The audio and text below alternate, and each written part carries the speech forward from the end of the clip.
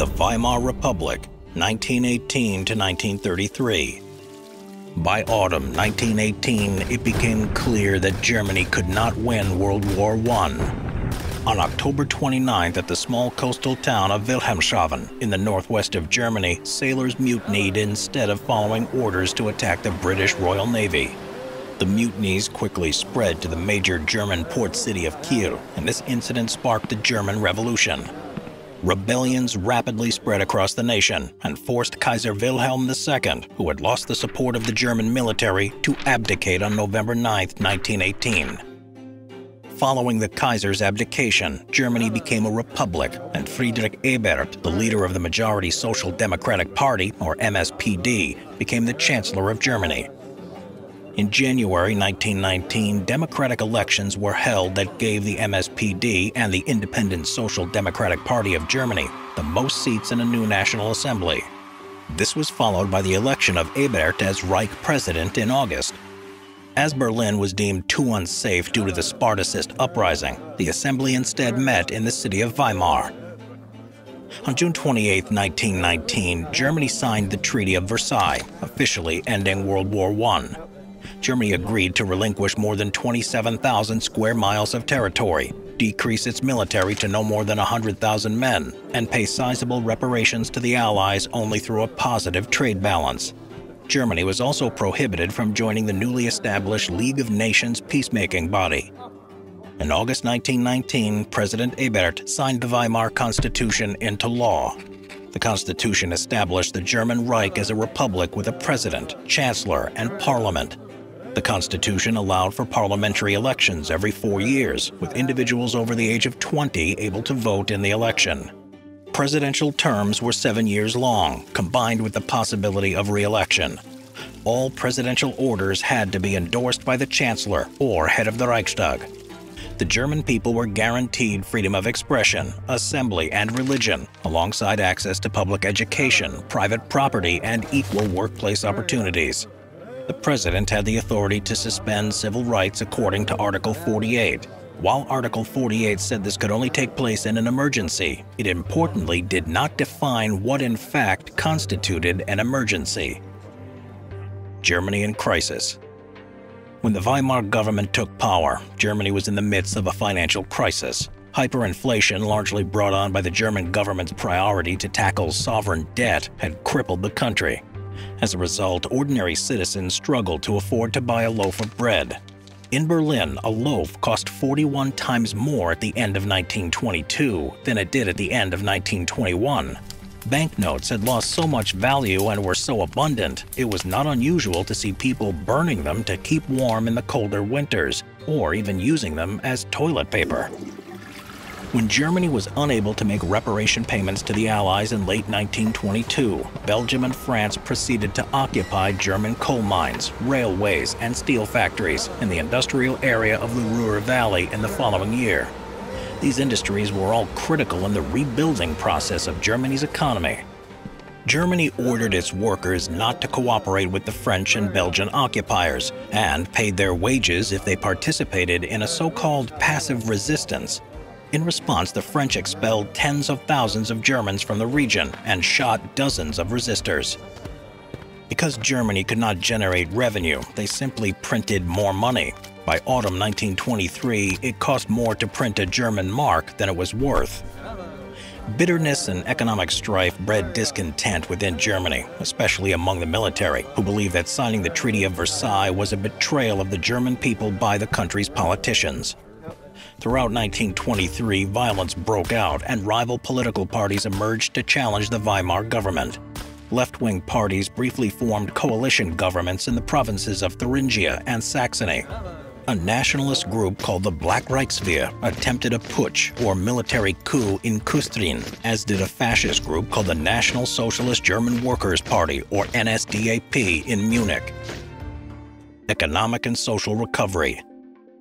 In 1923, the newly elected Chancellor, Gustav Stresemann, implemented several actions that aided Germany's recovery.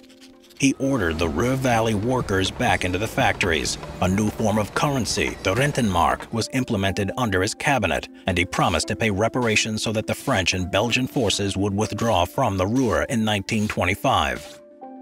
The Dawes Plan, named after the U.S. banker and U.S. President's budget director Charles Dawes, lobbied for German financial control of the Ruhr and a more reasonable reparation payment plan. Proposed and accepted in 1924, the Dawes Plan reduced the number of payments and loaned Germany money from the United States. Stresemann and his cabinet's efforts, especially the Dawes Plan, resulted in what's been called the Golden Twenties of the Weimar Republic. Tensions between the Allies and Germany began to wane. Wages rose, manufacturing increased, and Germany took over their pre-war export levels by 1929. There were, of course, still struggles, however. These included no significant agricultural gains, high levels of unemployment, and an overall dependence on the U.S. loans they had been provided. In 1925, the Locarno Treaties saw Germany, France, Belgium, Britain, and Italy agree to respect all post-Versailles borders. Germany, Czechoslovakia, and Poland also agreed to settle any future border disputes diplomatically. By signing the Locarno Treaties, Germany was, in 1926, eventually allowed to join the League of Nations. Newly found stability within Weimar Germany resulted in additional foreign investments and a period of prosperity that canceled out the political gains of the communist, fascist, and other rival parties in the German Reichstag. Global depression and the end of the Weimar Republic. Signs of economic recovery and political cooperation led to a more favorable global response to the Weimar Republic on the whole.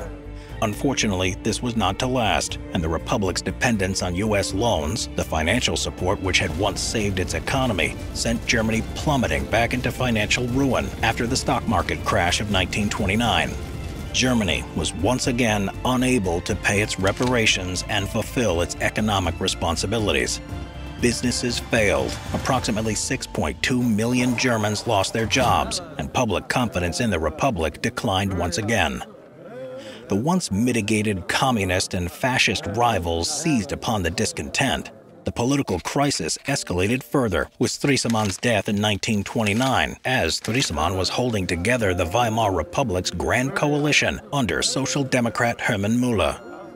Müller's government could crucially not agree on how to afford much-needed state unemployment relief, despite facing only the burgeoning stage of the nation's economic crisis. Müller's replacement, Heinrich Brüning, exacerbated problems by forcing his controversial agrarian support bills and his new taxes to cover national debt into action. In this political chaos, Brüning had invoked Article 48 of the Constitution to, in an unprecedented move, bypass the Reichstag to implement his legislation via presidential decree. Fatally, Brüning's reforms angered those in civil service whose salaries were slashed by 28% and had lost critical large landowner supporters to Hitler's NSDAP that were promising stability.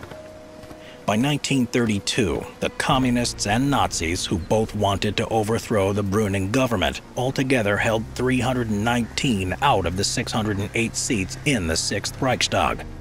Ultimately, Adolf Hitler's NSDAP profited more from the German economic collapse, as it had 230 seats and was the largest party overall.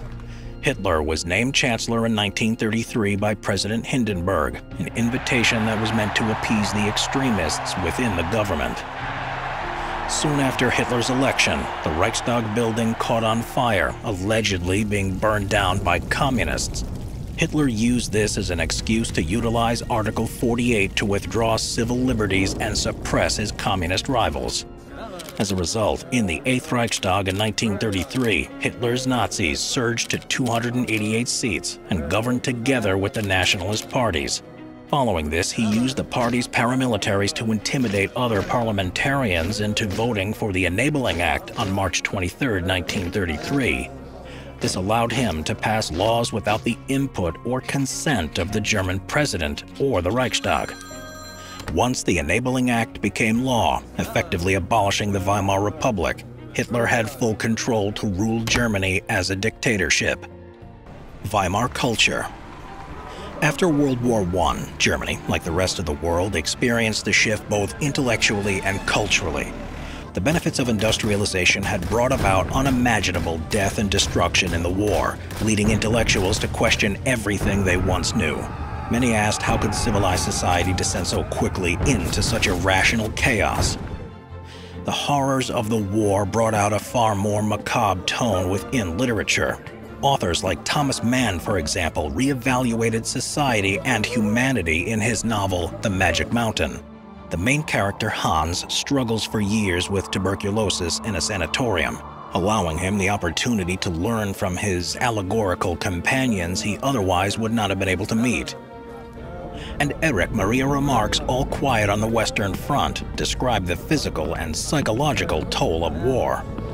New themes like the exploration of man's morality, his social class, and the role of politics in response to conflict also prompted writers to incorporate ideologies like communism into their works. This was also carried over to theater and cabaret, where cheap performances offered political commentary and dark comedy. In 1928, Bertolt Brecht's adaptation of John Gay's 18th century criminal underground drama, The Threepenny Opera, was performed in Berlin. The play with music, as it was styled, criticized capitalism through a socialist lens. The movie, going by the same name, was also made in Berlin in 1931. Cabaret culture in Berlin and other similarly incorporated jazz music rose to prominence. This was a freewheeling genre, not restrained by the pedals of structure and rules found in more traditional music. Jazz also brought in more liberal American influences, something the Nazi Party deeply disliked and would attempt to eradicate from Germany completely. Cinema also flourished with the German Expressionist movement, producing deeply atmospheric and avant-garde works like Fritz Lang's Metropolis, despite its initial dismal reception. Similarly, art and architecture embraced new radical techniques and concepts. Walter Gropius and the Bauhaus movement incorporated modernism, fine arts, and design education into paintings, buildings, metalwork, textiles, and the like. The Bauhaus movement sought to eliminate the distinction between craftsmanship and artistic design. Its style incorporated industrialism and practicality, form and function, and experimentation, although it only received its iconic status post-1945. Morality, changes to the norm, and fluidity of convention also began to influence sexual attitudes and behaviors. During the Weimar Republic, the same clubs that had highlighted the cabaret performances were also where people danced, drank, and fornicated. While it is tempting to conclude that Weimar was therefore an early marketplace for cultural modernity, the aforementioned literature and film was largely restricted to highbrow intellectuals in Berlin and had little wider enthusiasm across the Republic. As the historian Zeman reminds us, what of the thoughts from the third of German workers toiling in the fields? Berlin was not Weimar. Rather, Weimar was still Weimar.